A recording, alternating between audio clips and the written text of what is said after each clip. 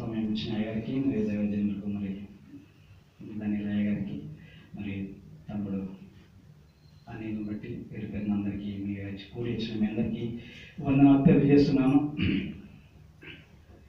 మరి నేను చెప్పబోయే అంశం ఏంటంటే తమ వస్త్రములను అపవిత్రపరచుకున్నట్టు. తమ వస్త్రములను అపవిత్రపరచుకున్నట్టు. ఏ వస్త్రములు అంటే ఆయన ఇచ్చినటువంటి వస్త్రాలను మనము అపవిత్రపరచుకుంటున్నాం. ఈనాడు ఆయన ఇచ్చినటువంటి యొక్క రక్షణ కవచ వస్త్రాలను అపవిత్రపరచుకుంటున్నాము. ప్రకటన గ్రంథము, యోహాను రాసిన ప్రకటన గ్రంథము,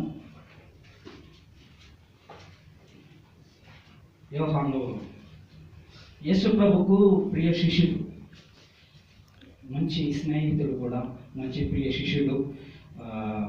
ప్రకటన గ్రంథము 3వ అధ్యాయము మొదటి నుంచి వింటే వేరే అంశం 4వ వచనం. కాబట్టి సార్దీస్లో ఉన్నటువంటి సంఘదూత ఎవరు రాస్తున్నారు? అక్కడ యోహానుడు సార్దీస్లో ఉన్నటువంటి యొక్క సంఘపు దూతకు ఇలా రాస్తున్నాడు. 7 నక్షత్రములు చెప్పుదు సంగతులు ఏవనగా క్రియలు నేను ఎరుగుదను, ఏవనగా జీవించుచున్న పేరు మాత్రమే నీలో ఉన్నది కానీ ఏ మాత్రమో లేదు. నీవు పేరుకు మాత్రమే జీవిస్తున్నావు కానీ ఏ మాత్రం కూడా నీలో చలనం లేకుండా పోతున్నది. ప్రియబిడ్డ, పేరుకు మాత్రమే జీవిస్తున్నావు కానీ నీ యొక్క రక్షణకు వస్త్రాలు, నీ యొక్క వస్త్రాలను అపవిత్రపరచుకుంటున్నావు. ఈరోజు నువ్వు ఎలా ఉన్నావు? నీ జీవితాన్ని రక్షణ వస్త్రాలు, నీకు ఆయన దేవుడు ఇచ్చినటువంటి వస్త్రాలను నువ్వు అపవిత్రపరచుకుంటున్నావా, అపవిత్రపరచుకుంటున్నావా? సార్దీస్లో ఉన్న సంఘ బిడ్డలు కొంతమంది ఆయన సంఘానికి వచ్చి ఆయన ఎదుకు ప్రార్థన చేయడానికి వచ్చి కొందరంట అక్కడ ఏమంటున్నాడంటే కొందరు అపవిత్రపరచుకొనని కొందరు ఆయనకు అర్హులంట. ఎవరి అర్హులంట? ఆయనకు అర్హులంట. దేవునికి అర్హులుగా నిలవబడుతున్నారు. హల్లెలూయా. దేవునికి అర్హులుగా నిలబడ్డారు వాళ్ళు. కొంతమంది ఎక్కడ ఆ సంఘంలో, సార్దీస్లో సంఘంలో అపవిత్రపరచుకొని తమ వస్త్రాలను, వస్త్రము అనగా తెల్లని వస్త్రాలు ధరించుకొని, యొక్క తెల్లని వస్త్రాలు, తెల్లని లాంటి వస్త్రాలు ధరించుకొని మందిరానికి వచ్చి ఎన్నో పాపాలు చేసి వారి జీవితాలను కూడా ఎలా నాశనం చేసుకున్నారంటే సంఘానికి, సార్దీస్లో సంఘం ఇలా రాస్తున్నారు. పేరుకు మాత్రమే మీరు జీవిస్తున్నారు కానీ మీలో చలనం కూడా లేకుండా పోయింది. జయించువాడు వాడే కానీ జీవము నాలో ఉన్నది.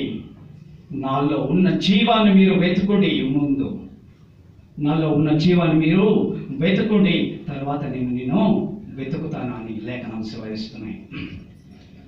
ఆ సంఘపు బిడ్డలు వాళ్ళు కొంతమంది అక్కడ సంఘపు దూతలు అక్కడ వాళ్ళు అపవిత్రపరచుకొని ఆ మందిరానికి వచ్చినప్పుడు యోహాను అంటున్నాడు, దేవుడు అంటున్నాడు కొందరు మాత్రమే. అక్కడ 4వ వచనం చదువుకున్నాం. 4వ వచనంలో మనం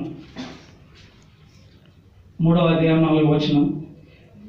అయితే తమ వస్త్రములను అపవిత్రపరచుకొనని కొందరు సార్దీస్లో నీ యొద్దను ఉన్నారంట.